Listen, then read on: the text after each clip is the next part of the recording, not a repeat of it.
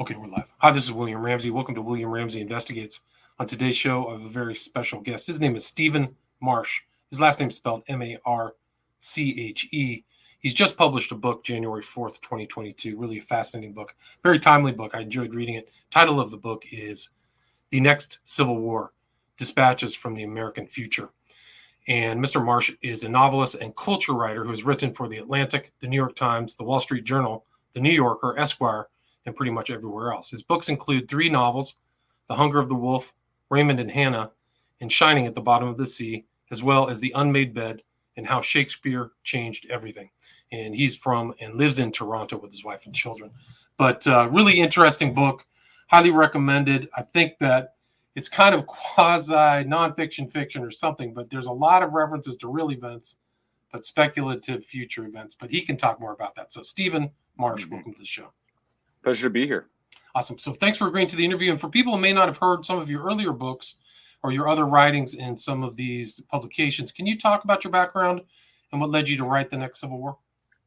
Well, I mean, I'm a novelist and a journalist. I do both of those things. And this book sort of is both of those hats. I mean, it's speculative nonfiction. That's what I'm calling it. So it's imagined scenarios of future civil war in the United States, but based on research. There's not a word in this that isn't based on research. It's really not a work of imagination so much as I interviewed about 200 people for it, and it's drawn from the best possible models. My model writing it was The Day After, which was the mini series about a nuclear attack on Lawrence, Kansas, which was actually originally a small piece of fiction written for a congressional report on what fallout from nuclear war would look like. And, it also was fiction, but on the other hand, it was very much based on the science. And so sorry to interrupt, but that was a huge show. I think it was in the 80s or 70s, but that broke all kinds. It is to this day the biggest, most watched show in the history of television. Wow. Yeah. Right. So really, I think it had 180 million viewers at one point. Like, it was bigger than the Marche finale. It changed history too, because Reagan saw it and began the nuclear treaty negotiations immediately afterwards. He records it in his diary. So, that was a wake-up call for people. And the idea for this book is to do the same kind of thing for the crisis facing America. Great. And so you broke it up into 5 different parts. You call them dispatches, but your intro, I think, is important because it talks about the immediate future. Can you talk about some of the facts and situations we're in from the U.S. and your perspective being just a little bit above the border? Well, I mean, the United States is a textbook case of a country headed for civil war.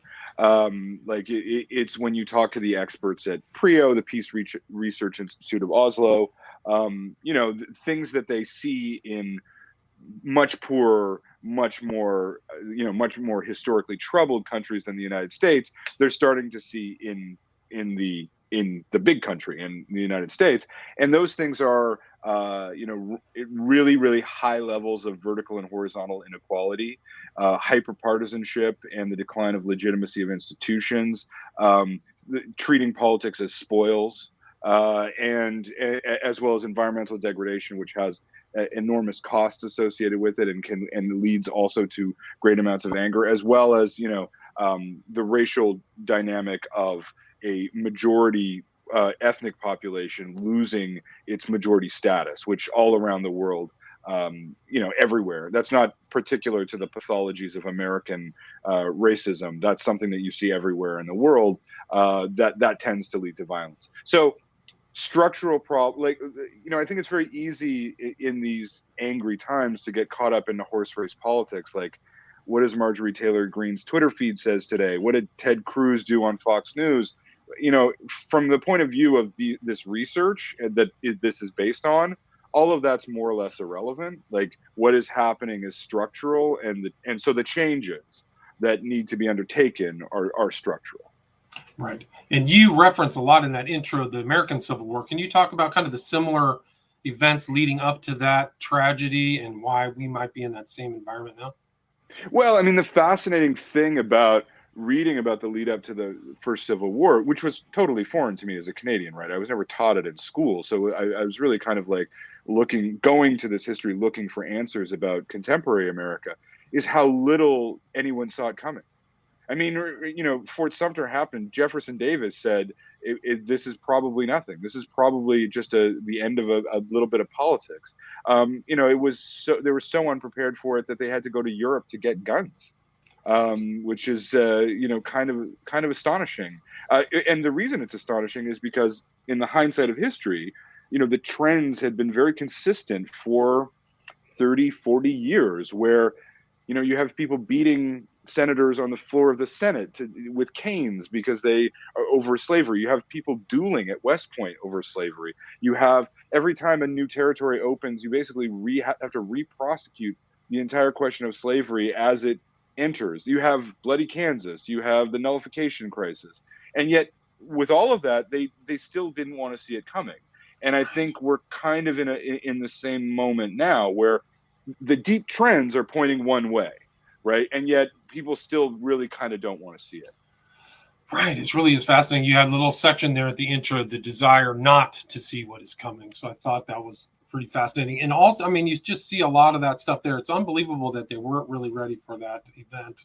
I mean, can you talk more about kind of the predictions and the sensibility maybe that is happening in the States, like the studies of why this, like what preparations are underway, et cetera? Well, the preparations are underway. There are definitely people preparing for civil war. Like a lot of them, I've gone and met a lot of them, and they're preparing for breakdown, and they're in remote places in Ohio. They're not that remote. They're in small towns in Ohio. They're all over America having prepper conferences, and I attended those, and met with accelerationists and met with people, Nazis, and who are all preparing for the end of the republic and for a war to follow it. And then, of course, on the other hand, you have the military preparations for a civil conflict, which are quite complicated, in which they really are. The military will be extremely hamstrung. They face a very difficult technical legal situation over if they ever had to encounter, say, an armed militia who decided not to listen to the federal authority anymore, which is the subject of chapter 1 of the book. The military faces a real problem getting basic things like situational awareness in combat in those situations, which they saw that in the LA riots of '92 when they called in the troops, and also in Arkansas where they had to call in the troops in the '50s. So there's certainly people preparing for it, but on the other hand, it seems to me like Joe Biden is not preparing for it. That there are a lot of people for whom this is not something that they think is actually a possibility, even though literally tens of millions of their fellow citizens are readying themselves.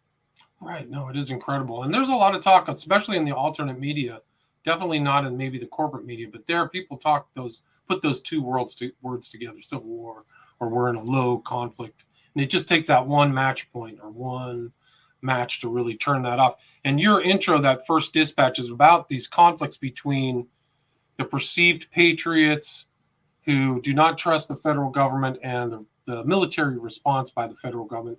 Can you talk about how you played that out in that first dispatch?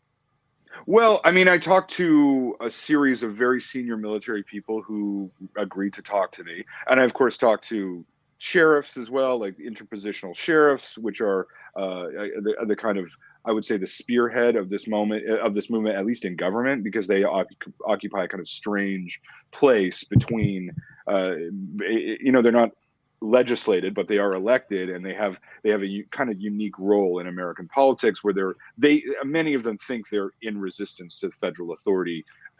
That's their role. So I talked to both sides of this to get a sense of what the combat would be like.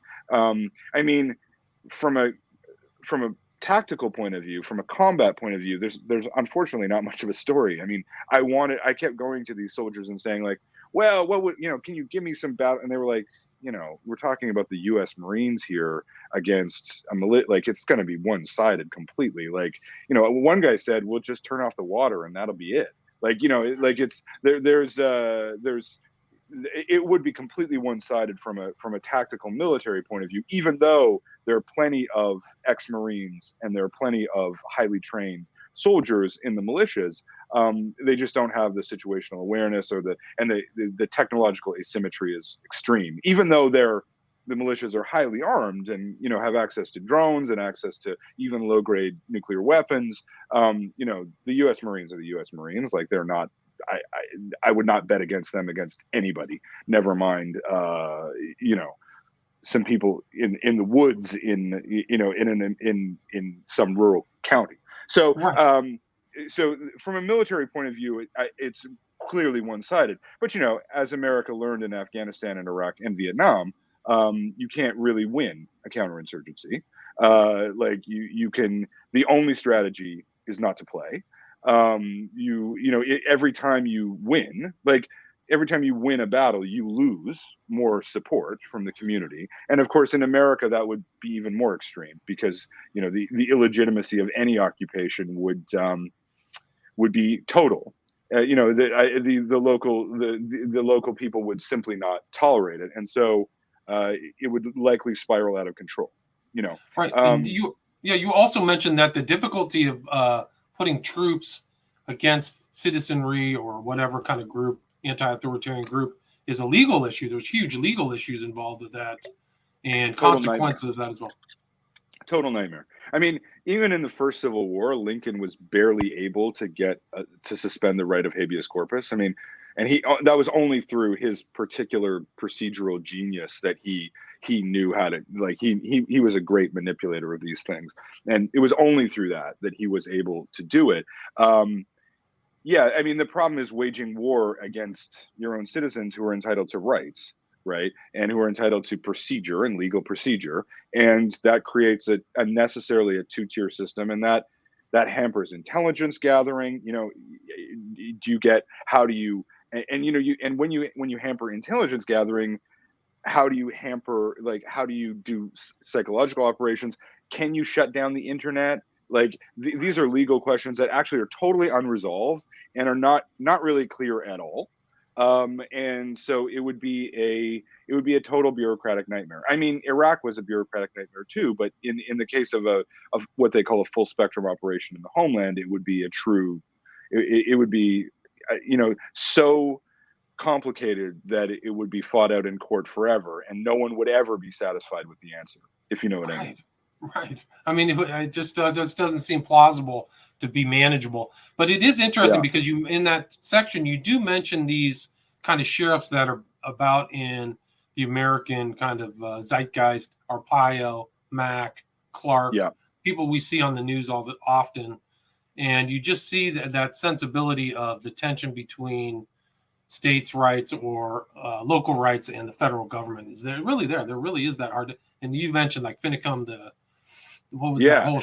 So it's there. Well, they're slightly different. They're sagebrush rebels, so they're more of a separate. I mean, the problem with dealing with the far right in America, far right is really a wrong term. I prefer the term hard right. Is that they break and reform all the time, and they take on new shapes all the time, and they're a bunch of tiny little groups that they share some sensibilities, but often they go one way and then they go another way, and sometimes it's about tax evasion or tax avoidance and not paying your taxes. Other times it's about freedom from government surveillance. Other times it's sometimes it just gets right into QAnon, and you go straight into wild conspiracy theories, right? So it's very hard to put your finger on exactly what they are. But the constitutional sheriffs are they're a body. They have conferences. Like this. Right. You said there were 500 guys in one. I mean, there's also with these sheriffs, there's also a real strange kind of love of spectacle. Like they really want to participate in media operations. Like they're constantly promoting themselves. And they're doing like Arpaio puts prisoners in pink underwear and makes them wear pink. And then he goes on book tours and has pink handcuffs with it. So it's where the line between your super serious emissary of constitutional order and you're just making jokes about it. That's kind of a hard line to see. Right, but it does play into this whole, just what happened yesterday, January 6th event, which is really Yeah. kind of like could be perceived partially as a right-wing populist revolt. I mean, and the consequences of it. So, I mean, I think that you're really there. We're close to something. Well, yeah. I mean, when that event happened, I was not really surprised at all. I mean, it isn't really my thought, but somebody on Twitter the other day said that January 6th was it was like the 1993 World Trade Center bombing. It was like the first. It was a serious attempt, and it was coming, but it's not the big one, right? It's not the one with the organization. It's not the one with the planning, right? Like it was. I mean, to me, people want to call it an insurrection. I don't think it meets the definition of that. I mean, I have been in the weeds with this book of the technical definitions of like what's an insurrection, what's civil strife, what's civil war, what's a riot, what's a rebellion. I don't think it really meets the standard of political coherence required to be an insurrection.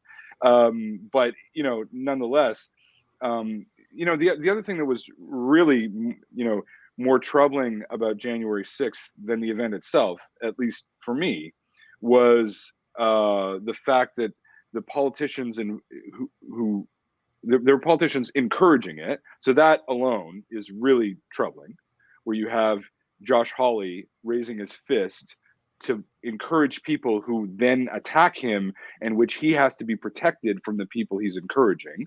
That seems to me like madness. Like the simple like the death drive. Like there's something suicidal about that impulse, and then also the fact that they're not able to use legal method against those, like they would not investigate a cause of the riot in their own institution. I mean, that just shows how do you expect your institutions to survive if you won't protect it? If you won't, if you and the scene yesterday where not only Liz Cheney and Dick Cheney came to respect the to give a moment of silence to the guard who was killed. I mean, that was chilling to me, because that really shows, violence happens a lot of places. Like, Canada, I know, seems very nice and calm, but like we imposed martial law in 1970. The country has almost ended twice in my lifetime.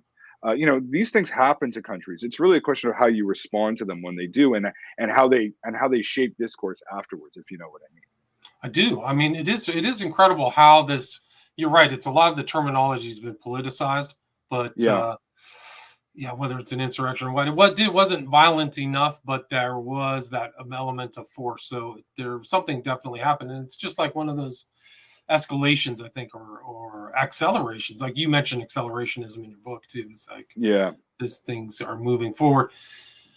Then you'd kind of talk about, I think, is another very important point, is this kind of lone wolf kind of activated individuals and the frustrations of people. You talk about demographic change as a predicate to kind of civil war. Can you kind of talk about your inquiries into that and your research into those themes?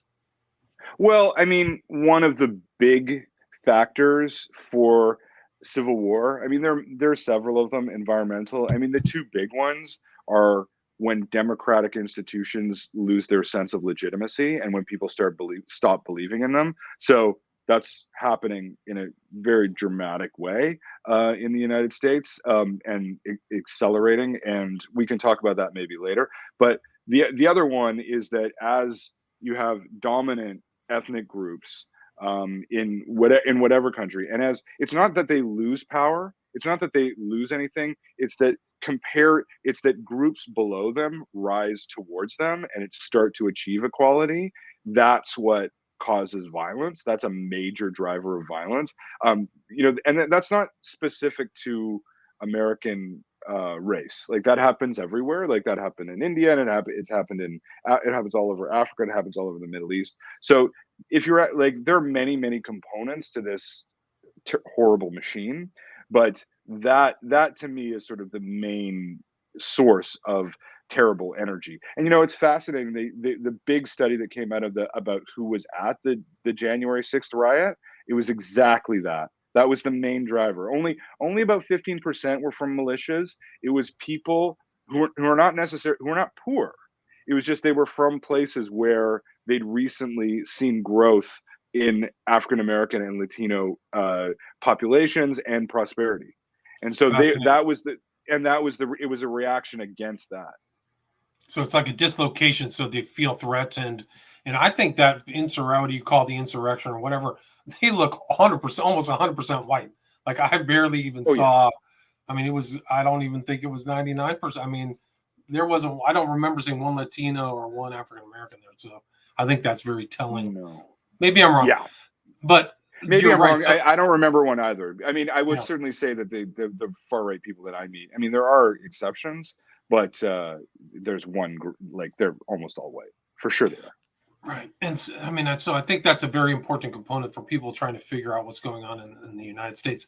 And can you kind of talk about the lone wolf attitudes, or like how these assassinations in the past could be harbingers of something that could happen in the near or late future? Yeah, I mean, what the researchers are afraid of is not necessarily like it's not James Bond. It's not like Al Qaeda in some cave plotting attacks that then happen in America, or plotting assassinations of presidents or something like that. They can handle that. The Secret Service can handle all of that. What is very hard to handle is what they call stochastic terrorism, which is people who essentially self-radicalize, and this can happen incredibly quickly. It can happen seemingly in matters of weeks, which makes predicting it and therefore controlling it really hard, right? And which is the job of the Secret Service, but it becomes very difficult when essentially you've got this like bubbling hatred in America and the hyperpartisanship that is so fueled with rage, and which absolutely dominates the country as it stands, and then that kind of explodes. It spikes into violent people. I think they found someone trying to attack Kamala Harris who was exactly that way. It was just recently released. Yeah. Well, you had that shooting. You had the left wing shooting on the right wing congressman, right? Was it Scalise or something? I think that was his name. There's that. Left wing violence is much smaller, but it is real. It's just not quite. It's just not as sizable as right wing violence. I think it's about. I'm not sure I have the number. I think it's about 7% of the violence is left wing violence. Not particularly significant. Right. You do mention CHOP and stuff, but the right wingers are much more. Yeah, and the left has a way of destroying itself very quickly, right? Like it becomes unsustainable very quick. I mean, that's true of both sides, but certainly the left wing stuff seems to peter out much more rapidly. And what else do you portend, like, for this kind of individualized radicalization? Like, what do you expect to see? Well, I mean, I think the thing that worries me is not like, there's been a lot of assassination in American history. Like one of the Secret Service agents I talked to said it's part of the political process here, right? Like, the 1 out of 11 American presidents, I think it's slightly smaller than that now, have been assassinated. That's a pretty high number. Like if you took that job and 1 out of 11 people were killed doing it, that would be you'd get danger pay for that, right? So it's not really necessarily the assassination that's worrying. Is there room in America now to see a president as a national symbol of unity? Like when JFK was assassinated, he was mourned by everyone, like truly by everyone, and it was treated as a national catastrophe by everyone. I guess not by Jimmy Hoffa, but by everyone else. That would not happen anymore. I mean, I talked to the sociologist of assassination, and he said that's the key thing. Often assassinations can either unify a country or they can just exacerbate the divisions much more exponentially. And we're clearly at a moment where if that happened, it would just, there would not be mourning by one half. It would be let's man the barricades, I think. And you talk, I mean, you can see all the threats against Trump. And then he said, like, this division was here before I got here. So, like, the battle lines are being more clarified, I guess is one way to put it. Yeah, for sure. And you talk also kind of, you had this idea of like the fall of New York. Can you kind of expand upon, what would happen if to the city of New York in the future event of this? Yeah, well, the amazing thing is they have the modeling now is so good that they know when a hurricane hits New York what streets it'll hit, right? And so this really was a case of like the day after, where they just take the scientific data and just kind of make it real, like make it sustainable. Like I managed to interview a reinsurer. That seemed to me like the most reliable person to talk to about possibilities, because they deal with huge scales of information, and they eventually, and people make $1 trillion bets on these guys' opinions of it, right? Like they're quite certain that New York and the whole Eastern Seaboard is quite vulnerable to hurricanes through climate change, and with the rise in sea levels, especially, it's going to be much more vulnerable. And of course, the thing is, New York is New York. Like Miami is a great town, and New Orleans is a great town, but New York is the center of the world. And if New York were to fall, the consequences of that for everyone would be just absolutely catastrophic. And then the other thing is with New York, because of the density of infrastructure, it's unlike New Orleans or Houston or Miami. If a square kilometer of New York floods, the cost of rebuilding that is, virtually impossible to rebuild, like, because you just won't have the tax base to be able to do it. So then you do have really catastrophic scenarios because it's so vulnerable. And then as I was finishing the book, really, Trump canceled the seawall, which to me is like one of the most, there's a lot of irresponsibility going on, but to me that is insane.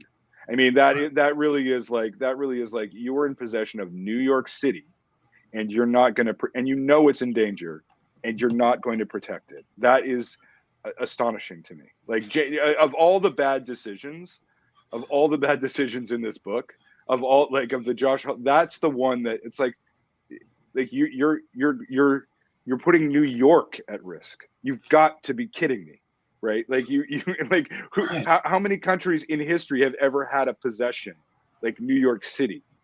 And you're gonna put it at risk out of like some kind of like, oh, it's not gonna happen. I'm still flustered by it. Like I still can't quite believe it. Like it just seems to me like an act of pure madness. It's true that nobody gets elected preventing a catastrophe, that, and that's true everywhere in the world. But New York, like how can you leave it exposed? It's just bizarre. It's very strange, especially just an asset block like that is. And you Just broke it as up. an asset. Yeah. And you broke it up between a woman who lives there as two sisters, right? Urban and rural. And I think that urban and rural duality is very important point. Can you? Yeah, I tried to I created these characters, but really they're based on demographic information. I tried to give there's no such thing as an average American. Like, America's too strange and too diverse, and like it's too weird. Like, there's too many different parts to America for there to be a typical American. But I did the exact financial situation of the average people. I put one of them in rural in Iowa, and I put one of them in New York, and then I just saw the economic predictions, environmental predictions about food supply, and of course the climate change refugees from New York, which would create.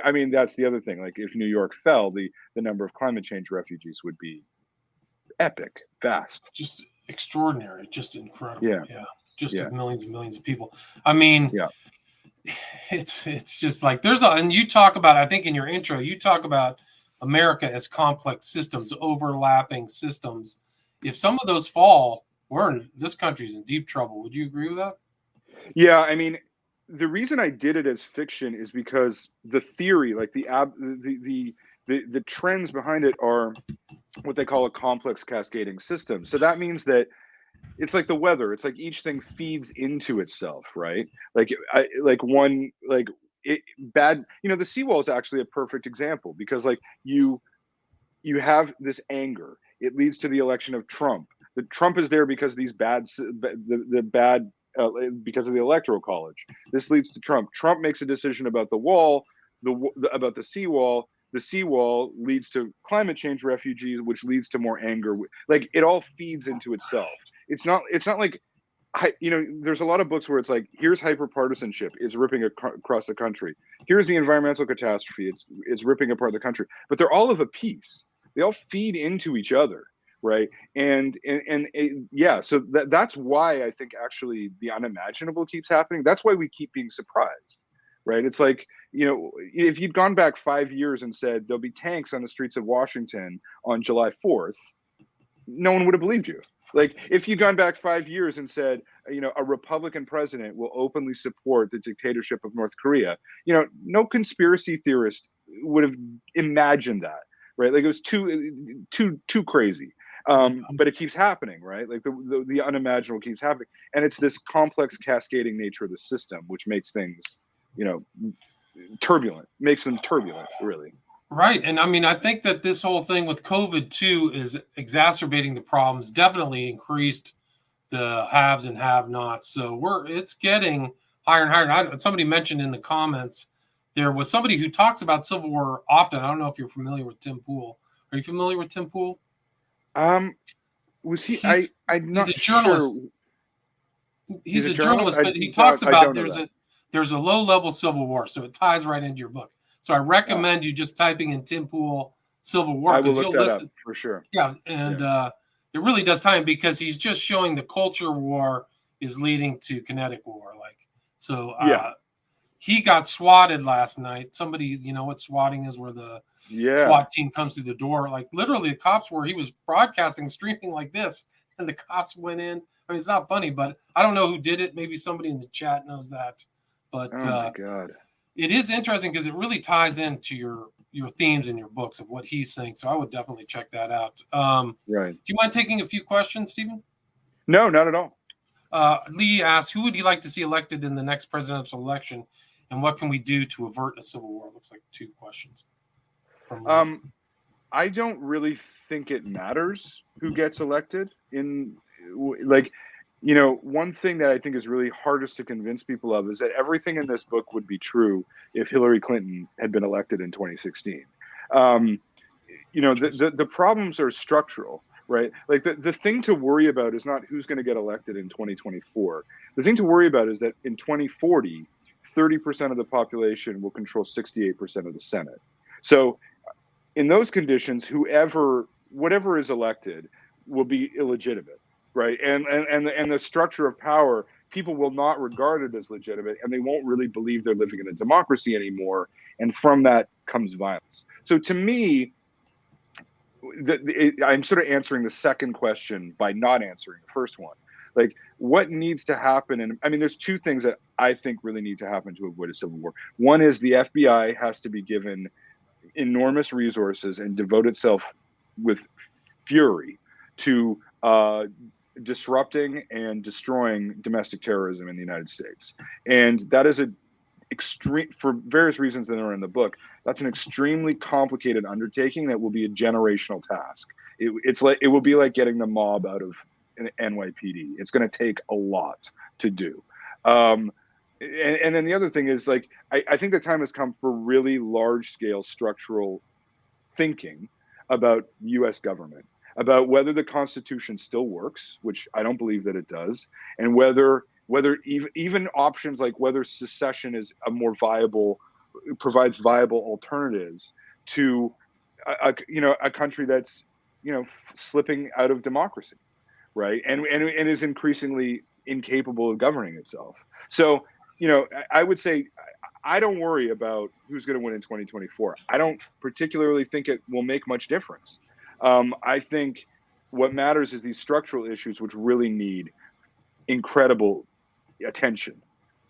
Right. And you mentioned, I think, a stat in your book, 88% of young Republicans or Republicans don't believe the last election is fair. That means that, almost half of this country doesn't believe the election was legit. So, so it's and then what happens in 2028 when Josh Hawley is elected by this with less than 10 million votes, with 10 million votes under the popular vote, which could easily happen, right? I mean, right, like Joe Biden and Donald Trump won their elections by the same number of seats in the Electoral College. Joe Biden had won the popular vote by 7 million votes, and Donald Trump lost the popular vote by 3 million votes. That's not, and that number is only growing, right? That number is that division is only growing. So, we're very used to thinking of the right not wanting the U.S. government and regarding the government as illegitimate and thinking about secession. But really, the left is going to have to ask itself whether it is invested in this system, which clearly is non-functional. Right. And does not really doesn't really represent. I mean, 5 out of the current 9 Supreme Court justices were selected by presidents who did not win the popular vote. When they make their ruling on abortion, how many people will really regard it as totally legitimate? I mean, well, there was a new study. 20% of Americans have faith in their electoral system. 20%. That's a low number. Right. And then on the other hand, 33% of Americans think it's okay to use violence against their own government. So, this is not boding well. Right. Like this requires deep change. And really deep thought, just like you said. And I think that even the secessionists on both sides of the aisle, there were, I can't remember the stats, but I think it was close that both sides said, yeah, we should secede. Like there was a third of them that said, yeah, secede. So, I mean, that idea now, it's over 50% for Republicans now, and it's 41% of Democrats in California. Wow. Right. So it's growing, and it grows all the time. Yeah, no, that's really pre-Civil War stuff where you're going to get to the point and that's kind of like dividing what happened in India. You mentioned India and Pakistan after World War II. That was a secession. They created Pakistan, I guess, but that was disaster. Yeah, I mean, and that was then they had massive resettlement and massive partition. I mean, and that was compared to the American attempt at secession, civilized conversation, right? I mean, that was done through an agreement. That was done through signed agreement. I mean, India signed over resources to Pakistan, right? They gave them their portion of the national budget. Right. So like that's in some ways a more civilized version of any. I mean, it is a more civilized version. And that was, of course, bloody on an epic scale. Right. Yeah. No, I mean, but we're really on kind of a close to looking over the edge, I think, a lot. And you go into greater detail in your book. You talk about outbreak of violence. You talk about the Republic ending. So you're really discussing really important stuff. But what would you like to add, or is there anything I missed before we wrap up this fascinating discussion? No, I think we've touched on all the major points. I mean, I just think it's really like one of the reasons I wrote this book is because, you see people obsessed over horse race politics, over like what's happening today. And it's just like, I don't really think those are the issues. Like they really don't reflect what I see as the real crisis facing America. I mean, I would also say that if any country can get out of this, it would be America. Like America is the country of reinvention. It is the country where they have made radical political ideas work, and they have reimagined the basis of government from the ground up and made it work and become the greatest country in the world on that basis. So, I don't think there's no hope at all, but I do think the hope that needs to go is the hope that things are going to work out. That somehow the 60s will peter out and we'll all go into the 70s and it'll all be, loosh and disco and so on. Like that's not what's going to happen. Like it's either going to, as I say at the end of the book, like reinvention or fall. Those are the options. Those are the options, right? Really fascinating, really great book. Where's the best place to get the next Civil War? Well, Amazon. Speaking of decline and fall, and this is an audio book too, so that's important. So if people want to listen to the book, they can do that as well, and that's on Amazon. And if people want to reach out to you or contact you, what's the best means to do so? I'm on Twitter at Stephen Marche, and if you want to email me, I'm stephenmarche@gmail.com. put that in the show notes. Stephen Marche, all one word, right? Steve. Yeah. Marche. RCHE. Yeah. And again, the title of the book is The Next Civil War, Dispatches from the American Future, just published January 4th, 2022 by Stephen Marche. Thanks so much for your time. Really appreciate it. Thanks for having me. Great to be there. All right, stay there. All right, perfect. All right.